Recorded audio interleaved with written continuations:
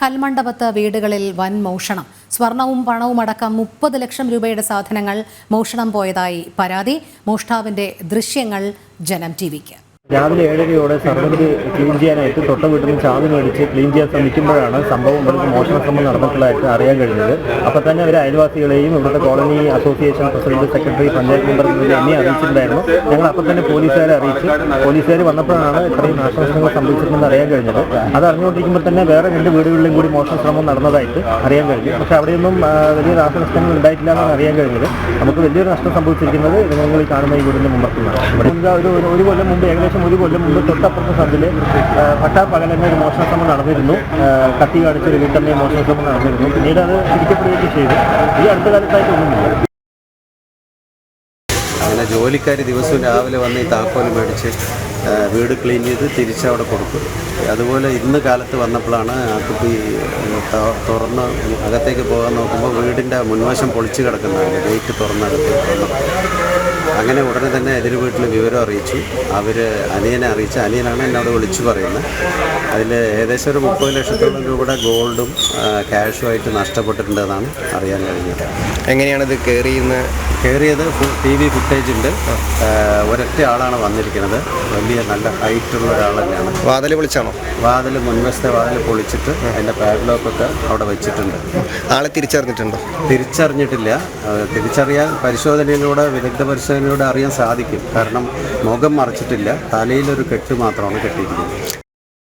ആലത്തൂർ ചേരുന്ന വിവരങ്ങളുമായി അരുൺ. നിരവധി വീടുകളിലാണ് മോഷണം ഉണ്ടായിരിക്കുന്നത്. ഒരു വ്യക്തിയാണ് എന്നാണ് CCTV ദൃശ്യങ്ങൾ പരിശോധിച്ചതിന് ശേഷം വ്യക്തമാകുന്നതല്ലേ? തീർച്ചയായിട്ടും CCTV ദൃശ്യങ്ങളിൽ മനസ്സിലാക്കാൻ സാധിക്കുന്ന ഒരു വ്യക്തി തന്നെയാണ്. മുഖവും മറ്റും മറച്ചാണ് ഈ മോഷ്ടാവ് മോഷണം നടത്തിയിരിക്കുന്നത്. പാലക്കാട് കൽമണ്ഡപത്തെ പ്രതിഭ നഗറിലാണ് മോഷണം ഉണ്ടായിരിക്കുന്നത്. ഈ പ്രദേശത്തെ 3 വീടുകളിലാണ് മോഷണം നടന്നത്. ആദ്യ 2 വീടുകളിൽ ആൾതാമസം ഇത്രയായി ഉണ്ടായിരുന്നില്ല. അതുകൊണ്ട് തന്നെ അവിടെ മറ്റ് വിലപിടിപ്പുള്ള വസ്തുക്കളോ മറ്റോ ഒന്നും കള്ളനെ അവിടെ നിന്നും ലഭിക്കുകയുണ്ടായില്ല.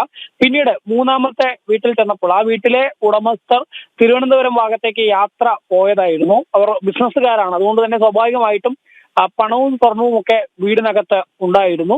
വീടിന്റെ പ്രധാന ഡോറ് ഒരു കമ്പിപ്പാര ഉപയോഗിച്ച് കുത്തി തുറന്നാണ് അകത്ത് കടന്ന് മോഷ്ടാവ് മോഷണം നടത്തിയിരിക്കുന്നത്. ഏകദേശം 30 ലക്ഷം രൂപയുടെ മോഷണം പോയിട്ടുണ്ട് എന്നുള്ളതാണ് ഈ വീടിന്റെ ഉടമസ്ഥർ പറയുന്നത്. 15 ലക്ഷം രൂപയും പിന്നീട് സ്വർണ്ണാഭരണങ്ങൾ ഉൾപ്പെടെ നഷ്ടമായിട്ടുണ്ട് എന്നുള്ളതാണ്. ഏതായാലും പോലീസ് സംഭവ സ്ഥലത്തെത്തി തെളിവെടുപ്പ് ആരംഭിച്ചു. അതിൽ ഡോഗ് സ്ക്വാഡ് ഉൾപ്പെടെ എത്തിക്കൊണ്ടാണ് ഇപ്പോൾ പരിശോധന നടത്തിയിരിക്കുന്നത്.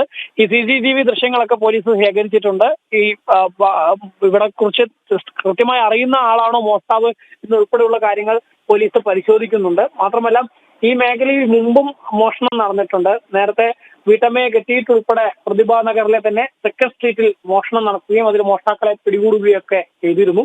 ഇപ്പോൾ ഈ കേസിലും സമാനമായ രീതിയിൽ പ്രദേശത്തെക്കുറിച്ചും ഇവിടെയുള്ള വീട്ടുകാർ വീട്ടിൽ നിന്നും പോയതാണെന്നൊക്കെ കൃത്യമായി മനസ്സിലാക്കിക്കൊണ്ടുള്ള ഒരു മോഷണമാണ് നടത്തിയിരിക്കുന്നത് എന്നുള്ളതാണ് പോലീസിന്റെ അനുമാനം. അതുകൊണ്ട് തന്നെ അത്തരത്തിൽ ഇതുമായി ബന്ധപ്പെട്ടുള്ള അന്വേഷണം നടത്തുന്നുണ്ട് എന്നുള്ളതാണ് പാലക്കാട് സൗത്ത് പോലീസ് വ്യക്തമാക്കുന്നത്. ഈ വീട്ടിലെ ജീവനക്കാരി രാവിലെ വീട് തുറക്കാനായി എത്തിയ സമയത്താണ് വീട്ടിൽ കമ്പിപ്പാര കൊണ്ട് വാതിൽ തുറന്ന നിലയിലും സാധനങ്ങളൊക്കെ വലിച്ചു വാരിയിട്ട നിലയിലൊക്കെ കാണുന്നത്. തുടർന്ന് അയൽവാസികളെ വിവരം അറിയിക്കുകയായിരുന്നു. അയൽവാസികളാണ് പിന്നീട് പോലീസിനെ വിവരം അറിയിച്ചത്. തുടർന്നാണ് പോലീസ് എത്തി പരിശോധിച്ച് ഇപ്പോൾ ഏകദേശം ഒരു 30 ലക്ഷം രൂപയോളം നഷ്ടമായിട്ടുണ്ട് എന്നുള്ളതാണ് ഈ വീട്ടുടമസ്ഥർ പറയുന്നത്. ശരി, അരുൺ ആലത്തൂറാണ് വിവരങ്ങൾ നൽകിയത്.